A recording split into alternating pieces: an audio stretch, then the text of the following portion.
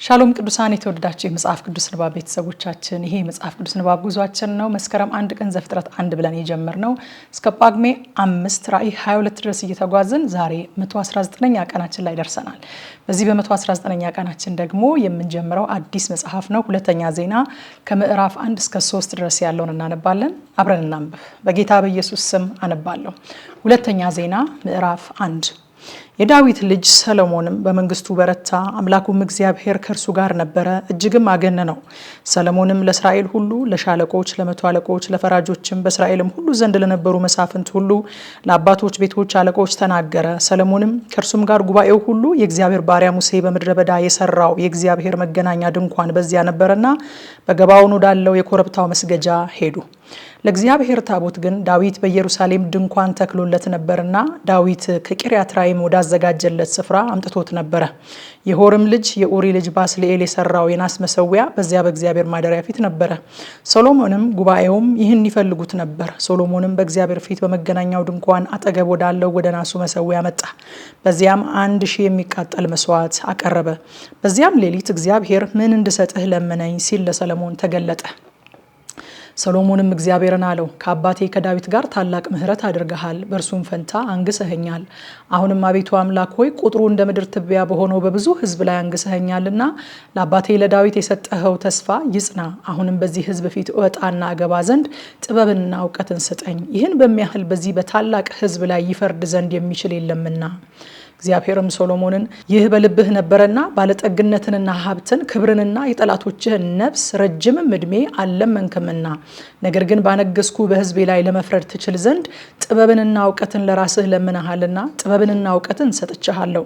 ካንተም በፊትም ከነበሩት ካንተም በኋላ ከሚነሱት ነገስታት አንድስ እንኳ የሚመስልህ እንዳይኖር ባለጠግነትና ሀብትን ክብርን እሰጥሃለሁ አለው። ሰሎሞንም በገባዖን ካለው ከኮረብታው መስገጃ ከመገናኛው ድንኳን ወደ ኢየሩሳሌም መጣ፣ በእስራኤልም ላይ ነገሰ። ሰሎሞንም ሰረገሎችንና ፈረሰኞችን ሰበሰበ። 1400 ሰረገሎች 12000 ፈረሰኞች ነበሩት። በሰረገሎች ከተሞችና ከእርሱ ጋር በኢየሩሳሌም አኖራቸው። ንጉሱም ብሩንና ወርቁን በኢየሩሳሌም እንደ ድንጋይ እንዲበዛ አደረገው። የዝግባም እንጨት ብዛት በቆላ እንደሚበቅል ሾላ ሆነ። ሰሎሞንም ፈረሶችን ከግብፅና ከቀዌ አስመጣ። የንጉሱም ነጋዴዎች በገንዘብ እየገዙ ከቀዌ ያመጧቸው ነበረ። አንዱም ሰረገላ በ600 አንዱም ፈረስ በ150 ሰቅል ብር ከግብፅ ይወጣ ነበረ። እንዲሁም ለኬጢያውያንና ለሶሪያ ነገስታት ሁሉ በእጃቸው ያመጡላቸው ነበረ። ሁለተኛ ዜና ምዕራፍ 2። ሶሎሞንም ለእግዚአብሔር ስም ቤት ለመንግስቱም ቤት ይሰራ ዘንድ አሰበ። ሶሎሞንም የሚሸከሙትን 70,000 ከተራሮች የሚጠርቡትን 80,000 በእነርሱም ላይ የተሾሙትን 3600 ሰዎች ቆጠረ። ሶሎሞንም እንዲህ ሲል ወደ ጢሮስ ንጉስ ወደ ኪራም ላከ። አባቴ ከዳዊት ጋር እንዳደረግ የሚቀመጥበትን ቤት ይሰራ ዘንድ የዝግባ እንጨት እንደሰደድክለት እንዲሁ ለኔ ያድርግ። እነሆ ለእስራኤል ለዘላለም እንደታዘዘው በእግዚአብሔር ፊት የጣፋጩን ሽቱ ዕጣን ለማጠን የገጹንም ህብስት ለማኖር የሚቃጠለውንም መስዋዕት በጠዋትና በማታ በሰንበታቱም በመባቻዎቹም በአምላካችን በእግዚአብሔር በዓላት ለማቅረብ ለአምላኬ ለእግዚአብሔር ስም ቤት እሰራና እቀድስ ዘንድ አሰብኩ። አምላካችንም ከአማልክት ሁሉ በላይ ታላቅ ነውና የምሰራው ቤት ታላቅ ነው። ነገር ግን ሰማይና ከሰማያት በላይ ያለ ሰማይ ይይዘው ዘንድ አይችልምና ለእርሱ ቤት ይሰራ ዘንድ ማን ይችላል? በፊቱ ዕጣን ከማጠን በቀር ቤት እሰራለት ዘንድ እኔ ማን ነኝ?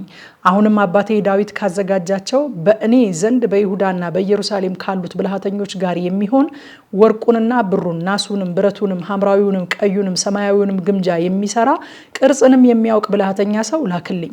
ደግሞም ባሪያዎች ከሊባኖስ እንጨት መቁረጥ እንዲያውቁን ያውቃለሁና ከሊባኖስ የዝግባና የጥድ የሰንደልም እንጨት ስደድልኝ። የምሰራውን ቤት እጅግ ታላቅና ድንቅ ይሆናልና ብዙ እንጨት ያዘጋጁልኝ ዘንድ እነሆ ባሪያዎቼ ከባሪያዎችህ ጋር ይሆናሉ። እነሆም እንጨቱን ለሚቆርጡ ለባሪያዎች 20,000 የቆሮስ መስፈሪያ የተበጠረ ስንዴ፣ 20,000 የቆሮስ መስፈሪያ ገብስ፣ 20,000 የባዶስ መስፈሪያ የወይን ጠጅ፣ 20,000 የባዶስ መስፈሪያ ዘይት እሰጣለሁ። የጢሮስ ንጉስ ኪራም እግዚአብሔር ሕዝቡን ወዷልና በላያቸው አነገሰ ብሎ ለሰሎሞን መልእክት ላከ። ኪራምም ደግሞ አለ፣ ሰማይና ምድርን የፈጠረ ለእግዚአብሔርም ቤት ለመንግስቱም ቤት ይሰራ ዘንድ ጥበበኛና ብልሃተኛ አስተዋይም ልጅ ለንጉሱ ለዳዊት የሰጠ የእስራኤል አምላክ እግዚአብሔር ብሩክ ይሁን። አሁንም ከብልሃተኞችህ ጋር ከጌታዬም ከአባትህ ከዳዊት ብልሃተኞች ጋር ይሆን ዘንድ ኪራም አቢ የሚባል ብልሃተኛና አስተዋይ ሰው ሰድጄልሃለሁ። እናቱ ከዳን ልጆች ናት፣ አባቱም የጢሮስ ሰው ነው። ወርቁንና ብሩንም ናሱን ናሱንም ብረቱንም ድንጋዩንም እንጨቱንም ሐምራዊውንም ሰማያዊውንም ቀዩንም ግምጃ ጥሩንም በፍታ ይሰራ ዘንድ ቅርጽም ሌላ ነገርም ሁሉ ያደርግ ዘንድ ያውቃል።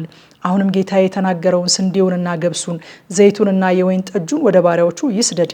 እኛም ከሊባኖስ የምትሻውን ያህል እንጨት እንቆርጣለን፣ በታንኳም አድርገን በባህር ወደ አንተ ወደ ኢዮጴ እንሰዳለን። አንተም ወደ ኢየሩሳሌም ታስወስደዋለህ። ሶሎሞንም በእስራኤል ምድር የነበሩትን መጻተኞች ሁሉ አባቱ ዳዊት እንደቆጠራቸው ቆጠረ።